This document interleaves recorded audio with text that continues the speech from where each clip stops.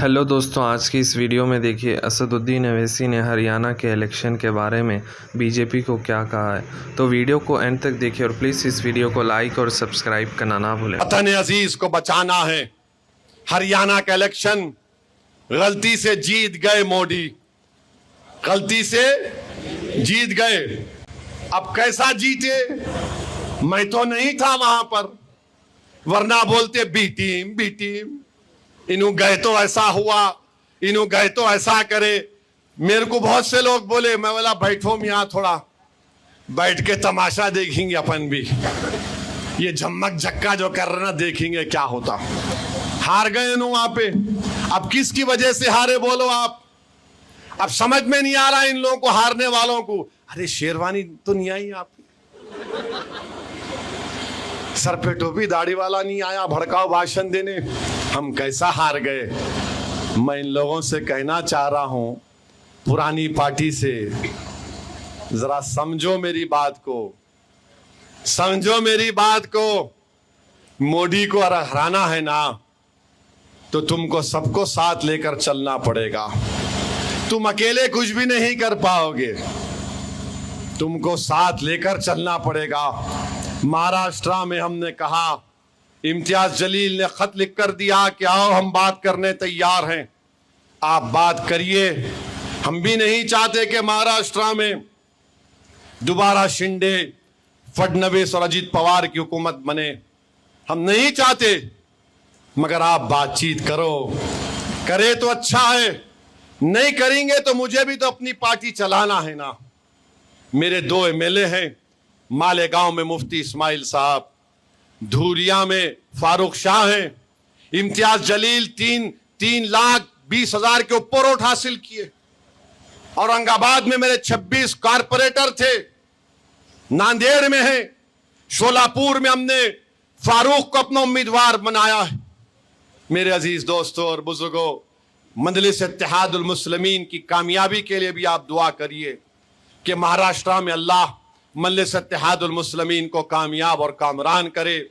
मजलिस के अराकीन को अल्लाह एमएलए बनाए और एमएलए बनाकर इम्तियाज जलील की क़ियादत में ऐवान में जाए, ताकि अगर कोई चिटकुट, कोई टुक टुक बोलेगा तो उसको जवाब भी मिलेगा।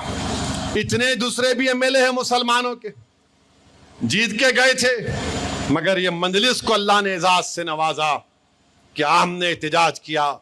बहरहाल मेरे अजीज दोस्तों और बुजुर्गों, आप तमाम का शुक्रिया और उम्मीद करता हूं कि विकाराबाद में मजलिस इत्तेहादुल मुस्लिमीन को आप मजबूत करेंगे।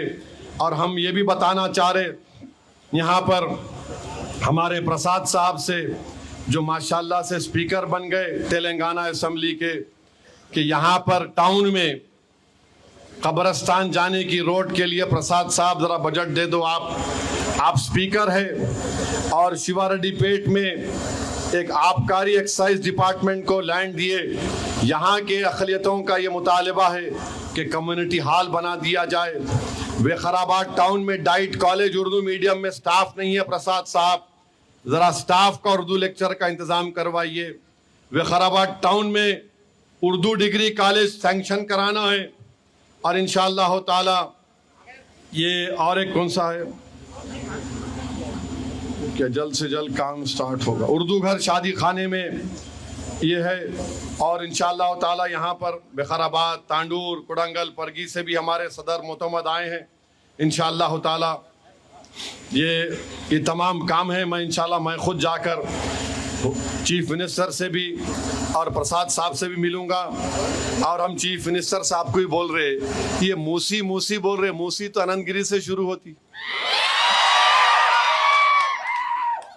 ये पूरे बागा कौन बना के बैठे सीएम साहब, रास्ता ही बंद कर लिया वो लोग। आप इधर हमारे पीछे पड़े हुए हैं।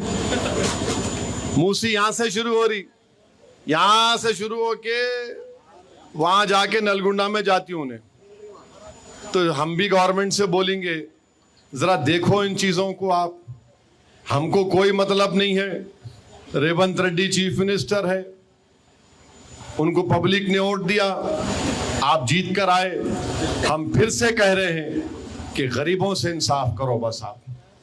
चाहे कोई भी हो, किसी मजहब का हो, सबसे कमजोर से इंसाफ होना चाहिए, सबसे ताकतवर से इंसाफ नहीं होता।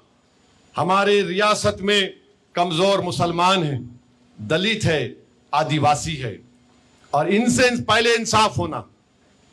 पिद्दलू दुरुलू से इंसाफ नहीं होना, पहले गरीबों से, मजलूमों से इंसाफ होना। हम लड़ते आए हैं गरीबों के लिए और इंशाअल्लाह लड़ते रहेंगे। हम उम्मीद करेंगे कि चीफ मिनिस्टर मेरी इस बात का नोटिस लेंगे और इंशाअल्लाह ताला गरीबों को, उनको तकलीफ नहीं होगी, वो ऐसा फैसला लेंगे मूसी के बारे में। बहुत बहुत शुक्रिया आप आए। अल्लाह हम तमाम की साजी को कबूल फरमाए। वाखिर दावा अल्हम्दुलिल्लाह रब्बिल आलमीन।